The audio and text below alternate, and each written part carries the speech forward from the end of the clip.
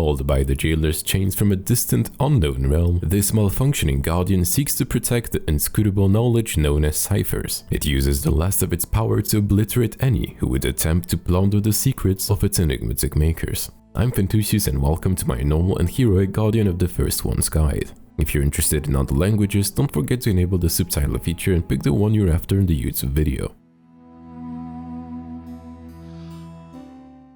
The Guardian of the First Ones is the 7th boss in the 9.1 Sanctum of Domination raid, which will be this tier's patchwork encounter, meaning it will be a pure single target fight. It also includes a softened rage mechanic in the form of 3 energy cores, as you'll have to defeat the boss before they're all destroyed, making this a DPS check for your raid, which will be a concept similar to Sludge Fist pillars. The first thing you'll see once you arrive at the boss arena are 3 dormant energy cores. Once engaged, the boss will constantly lose energy, and when it reaches 0, the Guardian will continuously cast Purging Protocol, which will deal large AoE arcane damage to the whole raid every 5 seconds and have its damage increase by 100% with every cast. In order to interrupt this, you'll need to move the boss and link him to one of the energy cores by just standing near it. What you should be doing is that once the boss has run out of energy, you'll want to tank up to 2 or 3 pulses of Purging Protocol to buy yourself a bit more time to do more damage to the boss, as it might turn out to be necessary depending on your raid's DPS. You can easily take the first pulse without any healing cooldowns, however the second and especially the third one will require heavy damage reducing cooldowns like Devotion Aura, Anti-Magic Zone or a Spirit Link Totem. Once moved to a core, the boss will proceed to drain its energy, granting him 5 energy per second and causing unstable energy, which are large AoE pulses coming from the drained core that will damage the entire raid for about 25,000 arcane damage every 1 second. While that's a lot of damage, thankfully the core itself will be surrounded by radiant energy, a safe zone which will be reducing damage taken from unstable energy by 90%.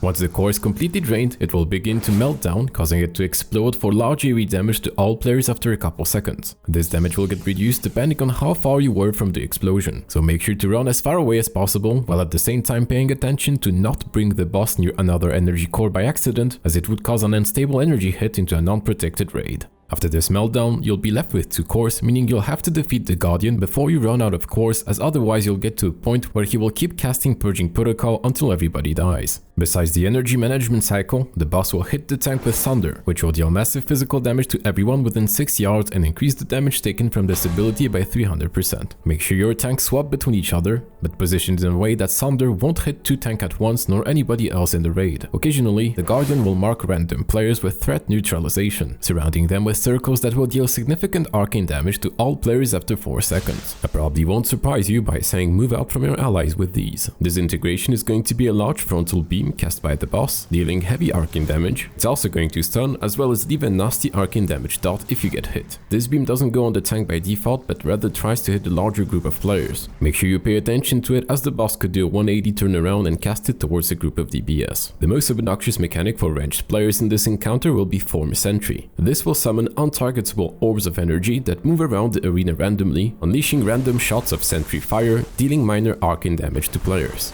Each sentry is surrounded by suppression field, standing in which will render you pacified, making you unable to cast spells or attack, so keep your eyes open and watch their positions so that you won't have to cancel long casts. Luckily, once the boss starts casting his Purging Protocol, this will also destroy all sentries, so you won't have to deal with them during the core energy drain phase. Now that I've covered all abilities on normal, let me go back for a second to the energy cores. As mentioned before, while the sentries won't be present during this time, the boss will still cast his other abilities, meaning your space will be very limited. You will have to be efficient with your raid positioning, as you'll need to make space for players to go up with their threat neutralization debuffs by preferably stacking most of your raid near the boss. Remember that they need to stay within the protected zone, or they'll just die from those damage overlaps if they go outside of it. This integration beam will also be present, so you can try to force it to cast the other way so that debuffed players don't get hit. While this is the entire fight on normal, Heroic will add one more mechanic which will improve his tank combo by transforming it into something similar to a tank swap sequence that happened on Agramar during Legion. After having hit the tank with Thunder, the Guardian will use Obliterate, which will deal massive physical damage to the tank and add an additional 120,000 arcane damage hit that is split evenly among players within 6 yards of its primary target. This will also leave a debuff on targets hit, increasing their damage taken from Obliterate by 500% for 12 seconds. What you need to know is that the boss will now chain those abilities in a specific order, requiring your raid to be split into 2 groups so they can share the Obliterate tank damage. Your tanks should be the ones that control the groups being hit, so I recommend doing the following. Before the sequence of those 4 hits starts, have your raid split into 2 groups on 2 specific markers but still within melee range.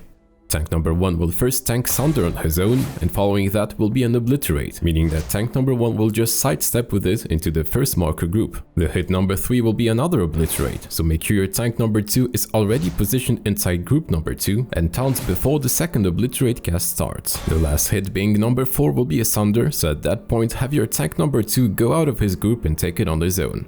As mentioned before, make sure the tank number 2 taunts before the next Obliterate starts its wind-up channel, as otherwise the boss might not change targets. While this can probably get changed at some point on live servers, keep in mind that for now this is how it works, and you can check out my heroic kill as a Protection Paladin if what I'm saying is unclear. The link will be in the pinned comment below. I will also definitely add a comment if that ever gets changed. If you want to have a second look at some of the boss animations from my guides, you can check out my Discord as I'll have a section for boss talks. This was my Guardian of the First One boss guide. If you enjoyed it, feel free to hit the like button, and if you decide to subscribe, I'll see you hopefully in the next one. Goodbye.